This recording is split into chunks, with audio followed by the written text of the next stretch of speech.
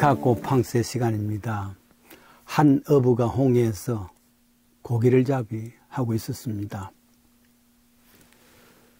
그물이 이상한 꼭 콜라병 같은 병을 건져 올렸습니다. 뚜껑을 열어봤는데 갑자기 펑 소리가 나면서 병 안에서 흠상구전 마왕이 나타났습니다. 깜짝 놀란 어부 뒤로 물러서면서 도망갈 준비했지만은 택도 없습니다. 나온 마왕은 야 이놈 오늘 당장 잡아 먹어야 되겠다. 진짜 혼비백산이죠. 어부가 말했습니다. 대왕님, 마왕님, 잠깐만. 당신 누구십니까? 그러니까 바다에서 이렇게 좀 고기잡이만 했었는데 이렇게 잡혀 먹다니 이유는 알고 잡혀 먹겠습니다 하고 있습니다. 마왕은 여러 가지 자초지종을 이야기합니다. 나는 말이야 1000년 전에 나쁜 짓을 했어. 제우스 신에게 알려져서 징계를 받았지. 그 징계가 뭐냐 하면은 이 병 속에 들어가서 저 바다에 던져버리는 거야. 바다에 던져진 나는 앞으로 어떻게 할 것이라 생각하다가 이런 생각을 했대요. 만약에 100년 내에 나를 이 마개를 열어주는 사람에게는 한 나라의 왕이 되게 하겠다. 근데 100년 동안 아무도 건져주는 사람이 없어. 마왕은 생각했습니다. 그래, 내가 잘못했으니까 어쩔 수 없지. 대신에 200년 내에 나를 건져주는 사람이 있다면 그 사람 세계에서 제일 가는 부자로 만들어줘야지. 그런데도 없어. 한 400년쯤 됐는데도. 그래서 400년쯤 되면은 나를 건져준다면은 내가 그 사람 제일 좋은 장소에 시집 혹은 장가 가도록 해야 되겠다. 그렇게 했습니다. 근데도 안 됐단 말이죠. 500년 되어도 안 됩니다. 그 다음에 마왕의 생각은, 내 생각에는 500년 지났으면 참 나를 건져주는 사람은 건져주는 대로 바로 잡아먹어야 되겠다. 왜? 화가 났단 말이죠. 500년 동안 건져준 사람이 없으니까 화가 났어. 이제는 날 건지는 사람이 있으면 바로 잡아먹겠다 생각했는데 네가 나를 건져준 거야. 그래서 잡아먹는 거야. 그랬더니만 어부가 간절히 바라면서 이야기합니다. 그거 내가 믿을 수 있나요? 당신같이 거대한 덩치 큰 사람, 큰 마왕이 어떻게 병 속에 들어갈 수 있을까? 거짓말 같아요. 그랬더니만은 마왕이 아니다, 정말이다 하고는 한번 보여줄게 하고는 병 속에 들어갑니다.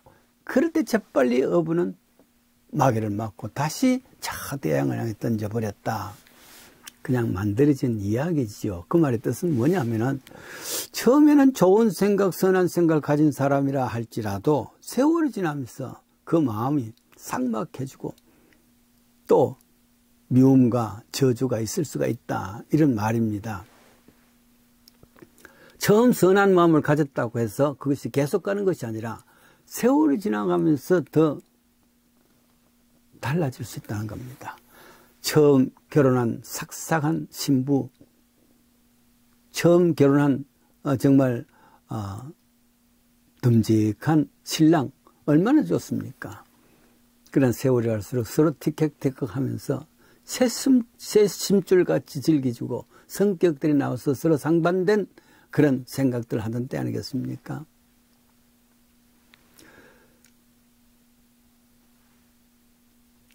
어떤 아주 마음씨 좋은 장로님 부부 이야기를 들었습니다. 어떻게 참 인고 부부가 된 이 귀한 천사 같은 가정입니다.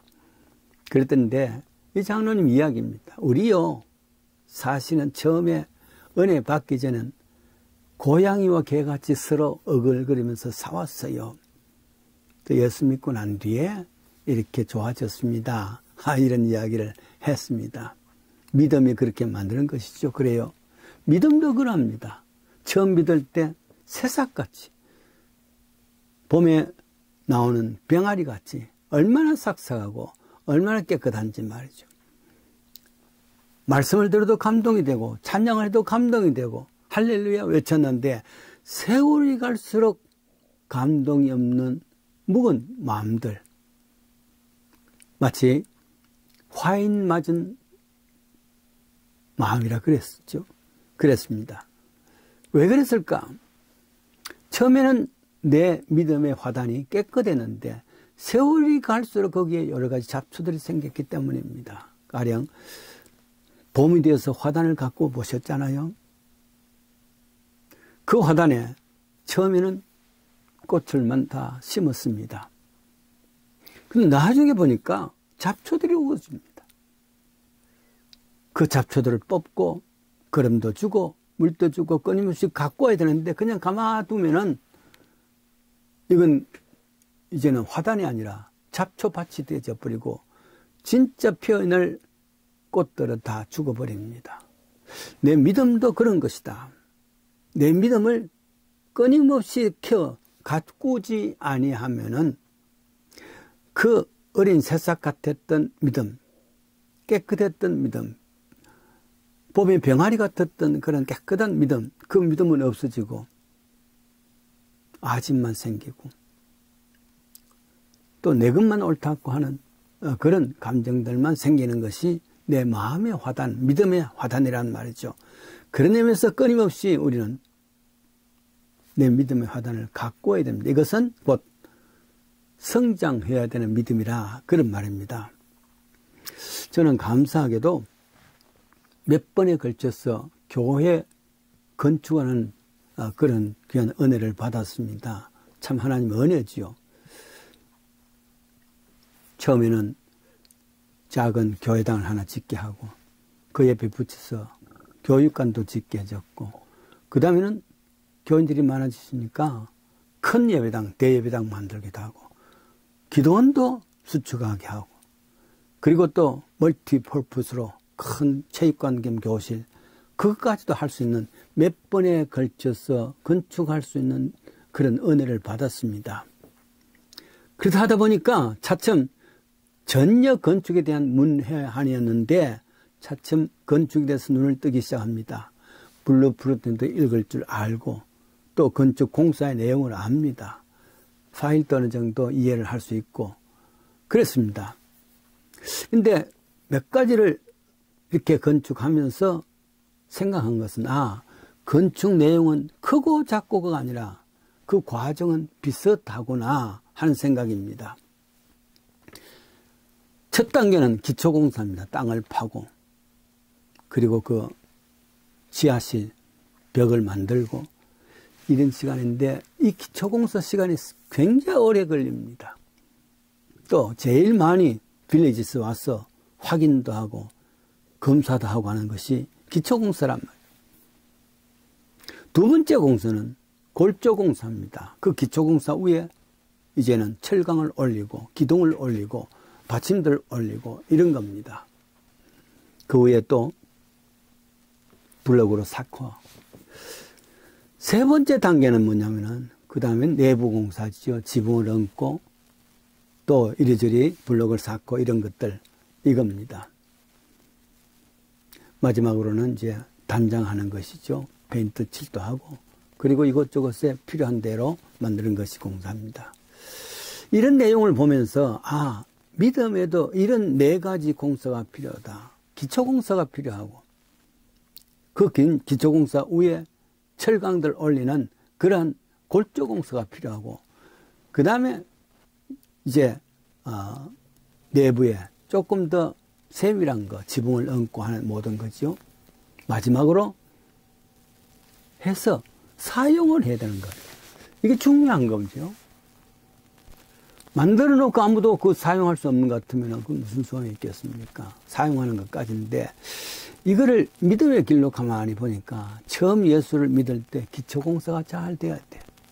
말씀 공부 잘하고 기도 훈련 잘하고 교회에서 하는 그 훈련을 잘 따라서 온전한 기초가 이루어져야지 그 다음 미래의 믿음도 그대로 갈 수 있는데 처음 어떤 훈련을 받느냐에 따라서 그 사람의 믿음의 길이 달라질 수가 있습니다. 말씀만 열심히 훈련하는 사람은 머리는 잘 발전되었는데 그게 마음이 닿지를 않아요. 어떤 훈련은 가슴 훈련은 열심히 하는데 뜨겁게 하고 말이죠. 머리에 든 것이 없어. 근데 어떤 사람은 머리에 들었고 가슴에도 충만한데 생활에 직접 생활하는 그런 행동이 없다. 손발이 없단 말이죠. 그래서 종종 훈련을 할 때에는 온몸 훈련이라 그럽니다. 예수 믿는 것은 온몸 훈련이다. 머리에 든 것이 있어야 돼. 주는 그리스도의 살아계신 하나님의 아들입니다. 신앙 고백할 수 있는 머리에 든 것이 있어요. 그것을 기도 훈련을 통해서 가슴 뜨겁게 하고 하나님의 영적인 그런 경험을 해봐야 된다는 그런 나아가서 열심으로 봉사할 줄 아는 이런 순서들이 이루어지는데 그것이 아니 될 때 있습니다. 그것은 훈련이 되지 않을 때 있죠. 에베소서 2장 22절입니다.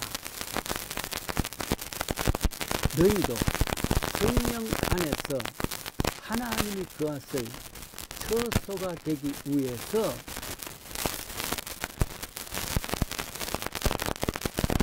함께 지어져 간다. 무슨 말이겠습니까? 믿음이라는 것은 함께 지어져 가는 겁니다.